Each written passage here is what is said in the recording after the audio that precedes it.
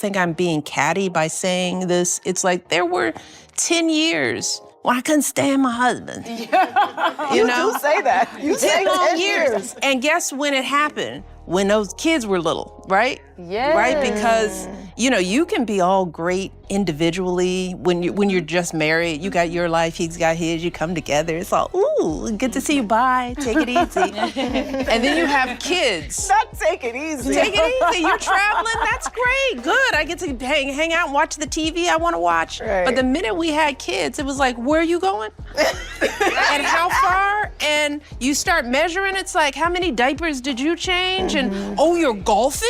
Picture this, your own husband slipping up in front of the whole world and calling you by a man's name. Not once, but multiple times. That's the exact thing people keep dragging Barack Obama for, pointing out those moments where he called Michelle Michael or Mike.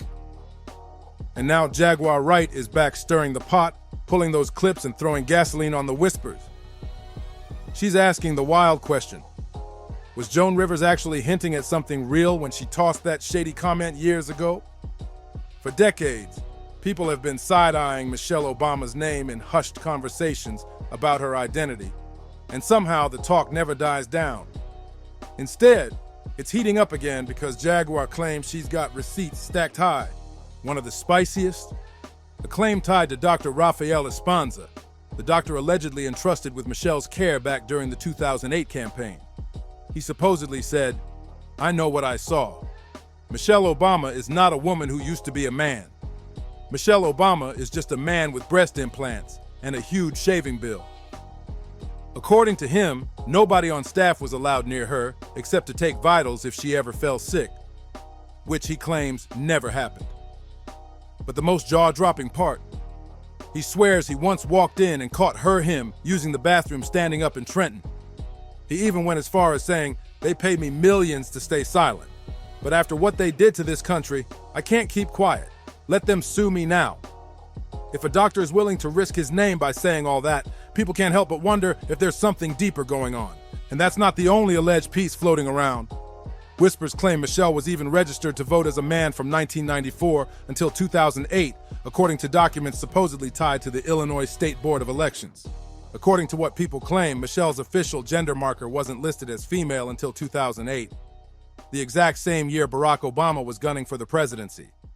That timing alone had people raising eyebrows. And then there's Barack's own half-brother, Malik, who's been one of the loudest voices keeping the fire alive. He's never been shy about throwing shade at Michelle's identity, tossing out questions like, "Is Michelle Michael?" He even tweeted at one point that he could not confirm or deny the legend of Big Mike, aka Michael LaVaughn Robinson. And get this, he was still talking about it as recently as 2024, openly saying he believes Michelle is a he, and that the Obamas are hiding the truth. But the speculation doesn't stop there.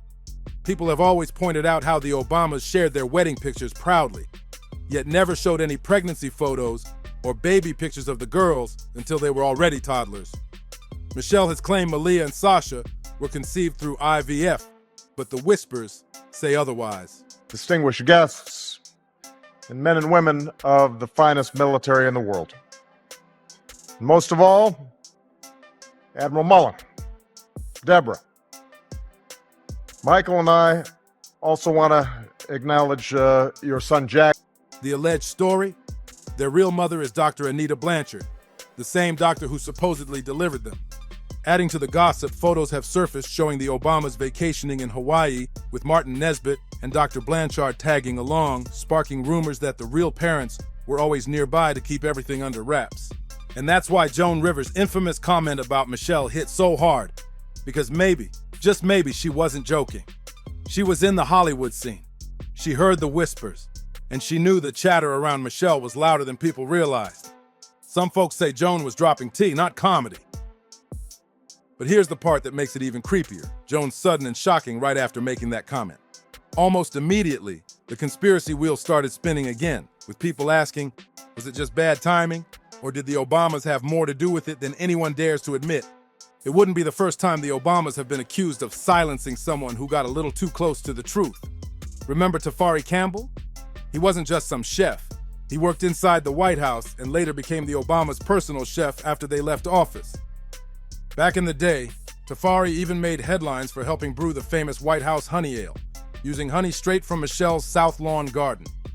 In 2012, the White House released a whole video of him and assistant chef Sam Cass showing off the beer-making process, smiling and looking like everything was all good.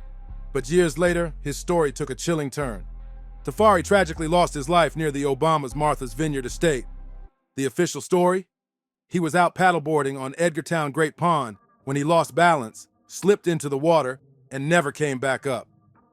They said he wasn't wearing a life jacket, wasn't strapped to his board, and despite fighting to stay above the surface, he drowned. His body was recovered after a 2-day search just steps away from the Obama's home. According to police, a fellow paddleboarder witnessed it all, seeing Tafari dip under, reappear struggling, and then vanish for good. That same witness supposedly tried to swim over to save him, but couldn't reach him in time and had to make it back to shore to get someone to call 911. But here's where the questions start piling up. Whispers claim Tafari's body showed head injuries, making people wonder if it was really an accident at all. On top of that, reports say the water was less than 4 feet deep where he was found. So how does a grown man drown in shallow water unless something else went down? To make it even stranger, there were rumors the 911 call wasn't made until hours after he fell off that paddleboard. And the conspiracy storm only grew when it came out that the autopsy was allegedly handled by the Obama's own personal coroner, something that immediately fueled suspicion. Then came the bombshell claim that Tafari was working on a tell-all book before his passing, spilling details about what he'd seen during his years with the Obamas. Miss Rivers, how are you? You made a ton of news officiating the wedding in New York yesterday. Is this like a new cottage career move for you? I'm so excited. Okay. And I should do very well because I don't charge. And do you think that the United States will see the first gay president or the first woman we president? already have it with Obama, so let's just calm down. Got it. You know Michelle is a I'm sorry, she's a what? a transgender. We all know. Oh my gosh. Oh gosh. It's okay. She does it. Some now believe his tragic end wasn't just a freak accident. It was silencing. And let's be real, it wasn't just Joan Rivers tossing shade at the Obamas. Other big names have jumped into the mess too. Take Deanna Lorraine, who once tweeted about Michelle's Netflix documentary, Becoming with the Slick Jab. I wonder what she's becoming. Then there was Stu Peters, who flat out claimed Barack doesn't have children, and he definitely didn't have them with Michelle. Martin Nesbitt and Anita Blanchard are Sasha and Malia's real parents. And the kicker, Nesbitt just happens to be the chairman of the Obama Foundation. Even Chelsea Clinton allegedly stirred the pot in a now-deleted tweet where she hinted Barack had married a man. Then attorney Lynn Wood, someone who built his career around defamation lawsuits, called out the idea that the Obama children were actually adopted, stressing the world had been lied to on something that simple. And here's the thing. Any lawyer knows you don't put claims like that in writing unless you're ready to stand behind them. Jaguar Wright herself has echoed those same allegations, saying these rumors aren't just smoke, they might actually be fire. She's even gone as far as to claim this could be the very reason Barack allegedly cheats. Messy? Absolutely. But in the world of celebrity gossip, that just adds another scandalous layer to the Obama story.